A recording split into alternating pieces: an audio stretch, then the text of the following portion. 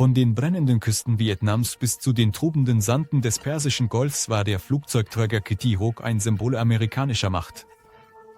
Heute erfahren Sie, dass hinter seinem Ruhm eine kühne Herausforderung durch ein sowjetisches U-Boot und das Eindringen russischer Aufklärungsflugzeuge steckt, die seine Unbesiegbarkeit in Frage stellen. Jetzt, da Kitty Hawk sich darauf vorbereitet, zum einfachen Schrott zu werden, tauchen wir in eine aufregende Reise durch seine Geschichte ein, um die Geheimnisse von Zusammenstößen, Kämpfen und mysteriösen Begegnungen zu enthüllen, die seinen Namen für immer in die Annalen der maritimen Geschichte eingraviert haben. Kitty Hawk, der letzte Flugzeugträger mit herkömmlichen Motoren, die Heizöl als Treibstoff verbrauchen.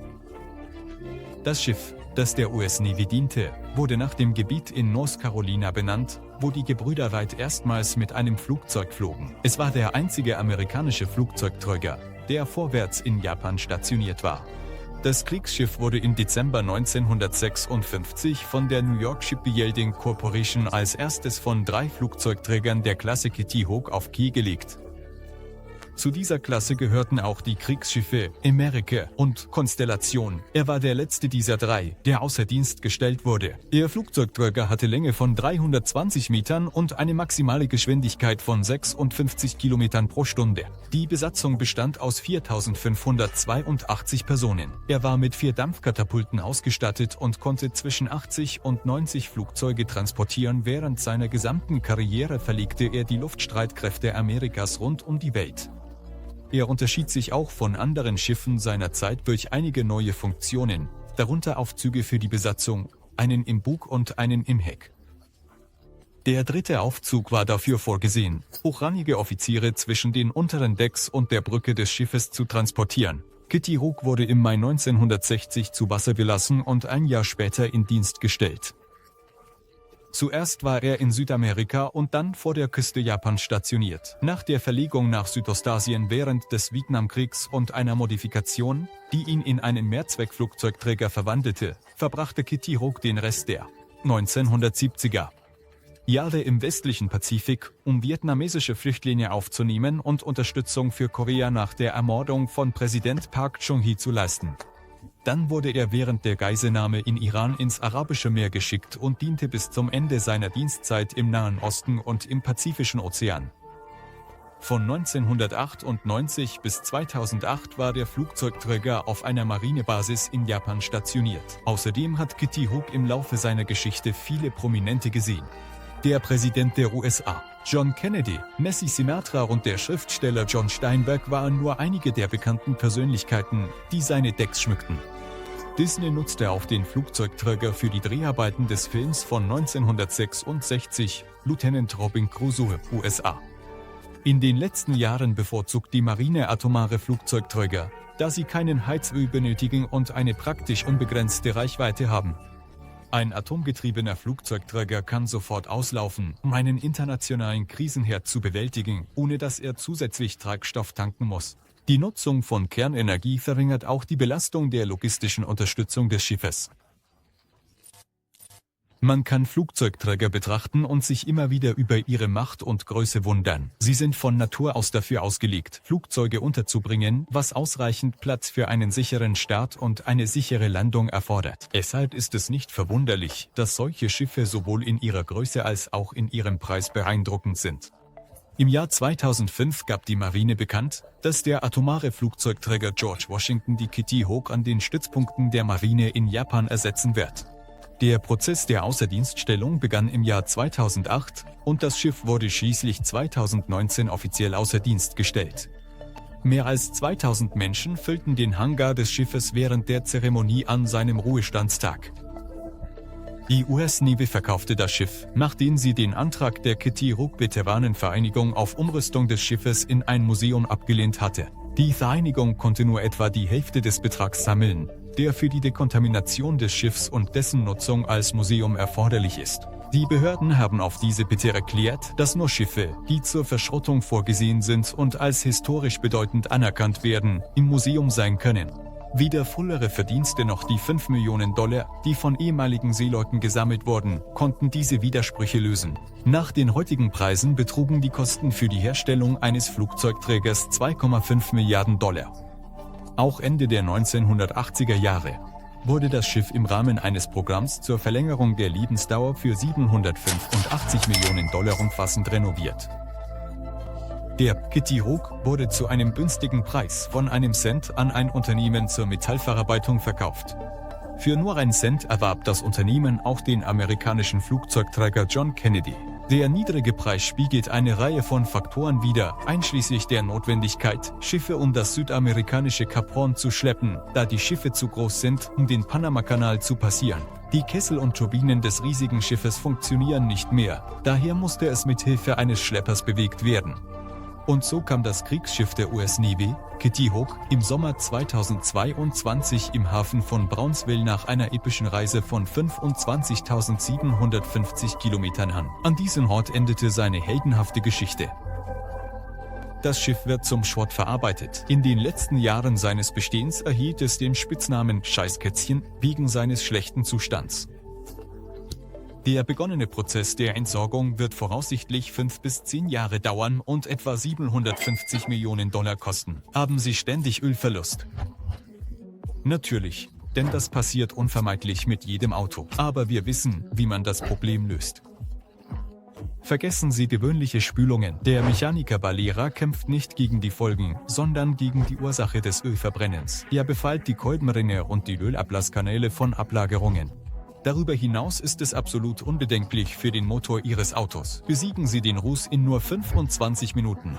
Valera von VMP Auto hat sich gemeldet. Der Rabattcode und der Link zum Produkt sind in der Beschreibung. Lassen Sie uns nun über den Kampfruhm des Schiffes sprechen.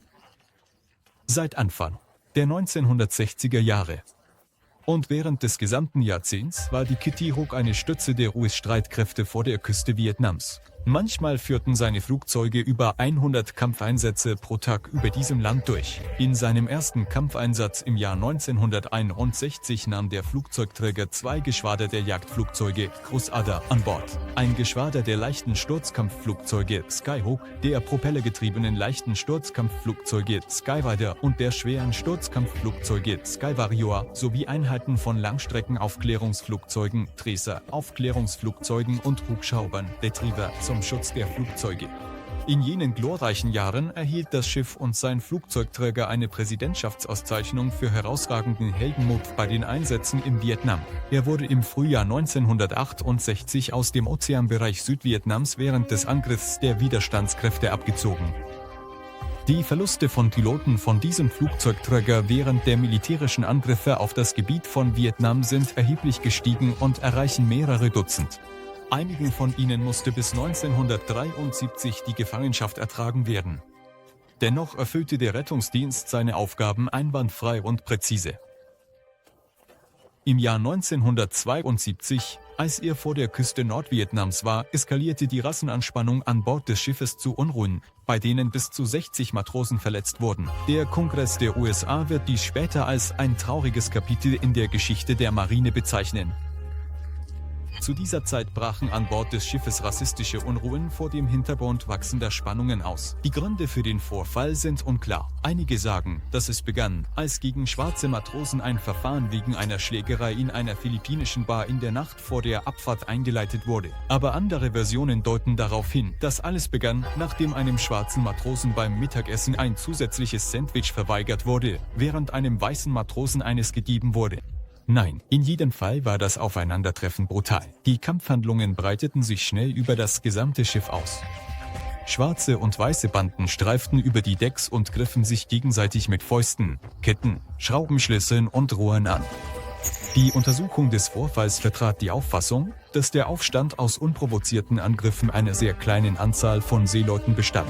Die meisten der Aufständischen hatten unterdurchschnittliche geistige Fähigkeiten. Sie waren weniger als ein Jahr an Bord und alle waren schwarz. Diese Gruppe handelte insgesamt wie Schläger, was Fragen aufwirft, ob sie überhaupt in den Militärdienst aufgenommen werden sollten, heißt es im abschließenden Resümee des Berichts.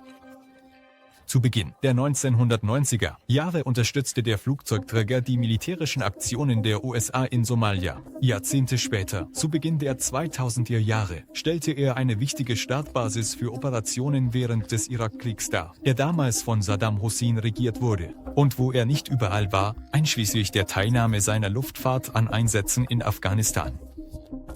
Die epischste Schlacht des Schiffes ereignete sich jedoch im Höhepunkt des Kalten Krieges. Die Kitty Hawk hatte eine Kollision mit einem sowjetischen Atom-U-Boot, bei der amerikanische Flugzeugträger einen Trophäe in Form eines im Rumpf steckenden U-Boot-Trümmerstücks erhielt. Das geschah im März 1984, als die Kampfgruppe Bravo unter der Leitung von Kitty Hawk das Koordinationszentrum der Marineeinheit für die jährlichen gemeinsamen Übungen Time Spirit in Südkorea war. Während sie sich in offenen Gewässern auf halbem Weg zwischen Japan und Südkorea befanden, spielte der Flugzeugträger und die ihn begleitenden Schiffe Katz und Maus mit einem sowjetischen U-Boot. Später wurde festgestellt, dass es sich um die K-314 handelte, ein 4.600 Tonnen Schiff der Klasse Victor mit einer Besatzung von etwa 90 Personen. Laut dem Bericht des Kommandos haben die US-Streitkräfte 15 Mal innerhalb weniger Tage die sowjetische U-Boot verfolgt und entweder zerstört oder ihre Fähigkeit simuliert, es zu versenken. Danach begann die Flugzeugträgergruppe, Täuschungsmethoden zu üben. Am Abend des 21. März 1984 erschien das U-Boot K-314 auf dem Weg des Flugzeugträgers. Der Kommandant der K-314 befahl, ein dringendes Eintauchen zu beginnen, um eine Kollision zu vermeiden. Kurz nach Beginn des Eintauchens spürte das U-Boot einen starken Stoß. Nach wenigen Sekunden folgte ein zweiter kräftiger Schlag. Es war klar, dass das U-Boot nicht schnell genug in sichere Tiefe entkommen konnte und von einem der amerikanischen Schiffe getroffen wurde. Wie später bekannt wurde, war es der Flugzeugträger Kitty Hawk. Ein sowjetisches U-Boot wurde von einem 73,000 Tonnen schweren amerikanischen Flugzeugträger besiegt. Und was überraschend ist, übernahm sie die Hauptlast des Zusammenstoßes. Laut dem Unfallbericht erwarteten alle auf der Kitty Hawk, dass das U-Boot sinken würde, aber K-314 verlor einfach an Fahrt und wurde später in den sowjetischen Hafen Wladiwostok geschleppt. Kitty Hawk setzte seine Fahrt mit einem Trophäe aus der Zeit des Kalten Krieges fort, einem Stück eines Propellers eines sowjetischen U-Bootes, das in seinen Rumpf eingebaut war. Somit ließ der Kommandant des U-Bootes einen Teil eines seiner Schrauben im Rumpf des Flugzeugträgers zurück. Der Flugzeugträger konnte ein U-Boot nicht entdecken und eine Kollision aufgrund des Lärms seiner Schrauben und der Druckwelle, die er im Wasser erzeugt, vermeiden. Freunde, ihr habt die Möglichkeit, Teil des Pankake-Teams zu werden. Wenn ihr über Videobearbeitungsfähigkeiten verfügt, Videos auf Russisch und Englisch vertonen könnt oder interessante Drehbücher schreibt, freuen wir uns darauf, mit euch zusammenzuarbeiten. Schreiben Sie an unseren Telegram-Bot. Der Link ist in der Beschreibung. Die Antwort der russischen Armee ließ 16 Jahre auf sich warten. Zu Beginn des 21. Jahrhunderts betrachteten sich die Vereinigten Staaten von Amerika stolz als die Herren der Welt. Am 17. Oktober 2000 erschien mit den ersten Strahlen der Morgendämmerung der Kitty Hawk in der Nähe der fernöstlichen Grenzen Russlands und der Gewässer des Japanischen Meeres. Laut den Plänen sollten in der Nähe der Insel Busan Übungen stattfinden, an denen die Marine der USA und Südkoreas teilnahm. Die Aufklärungsdaten bestätigten, dass die russischen Luftstreitkräfte selten ihre Flugzeuge zur Beobachtung dieses Gebiets entsenden. Es gab nicht unbegründete Gerüchte, dass die Luftwaffe Russlands dringend Treibstoff benötigt. Die russischen Flugzeuge hatten einen ständigen Mangel an ihren Hauptressourcen, was zu einer Verringerung der Anzahl der Kampfeinsätze führte. Daher gab es keine Gefahren von russischer Seite. Die Kitty Hawk begleitete einen Tanker mit einer großen Menge benötigten Treibstoffs für lange militärische Übungen. Die Anweisung für alle Schiffe, die sich im Gewässer befanden, verbot das Durchführen von Betankungen während des Tages. Die Militärs ignorierten jedoch alle Verbote und pumpten Treibstoff zu für sie günstigen Zeiten, sowohl tagsüber als auch nachts. Sobald die Amerikaner mit dem Betanken begannen und der Treibstoff durch den Schlauch vom Tanker zum Flugzeugträger floss, hoben 2 Aufklärungsflugzeuge von einem russischen Flugplatz ab.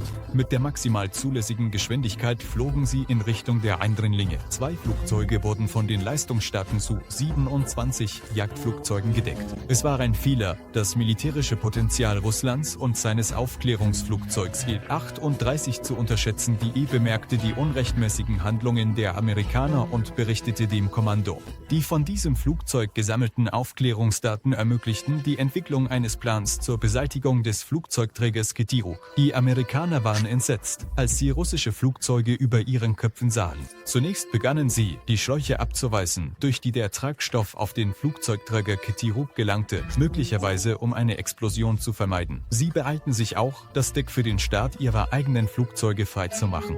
Die russische Luftfahrt flog zweimal über den legendären Kitty Hawk und dokumentierte alle rechtswidrigen Handlungen der amerikanischen Militärs mit Fotos. Und erst nach dem zweiten Überflug über den Flugzeugträger hob das erste Flugzeug vom Deck des Schiffes ab. Die Operation zeigte nur eine Sache. Wenn diese Flüge der Flugzeuge nicht demonstrativ, sondern kampfmäßig gewesen wären, wäre der unbesiegbare Flugzeugträger Kitty Hawk in nur wenigen Sekunden zerstört worden. Alle amerikanischen Medien bezeichneten diese Misratene-Operation als eine echte Beleidigung Russlands gegenüber der amerikanischen Flotte. Nachdem Kitty Hawk ihren Dienst beendet hat, geht sie in die Geschichte ein und hinterlässt ein Erbe von Mut, Stärke und Selbstaufopferung. Er war Zeuge der größten Schlachten und der dunkelsten Stunden, blieb aber immer ein Symbol der Hoffnung und des unbesiegbaren Geistes. Wenn dir das Video gefallen hat, kannst du einen Like da lassen, den Kanal abonnieren und die nächste Folge wird dich nicht lange warten lassen.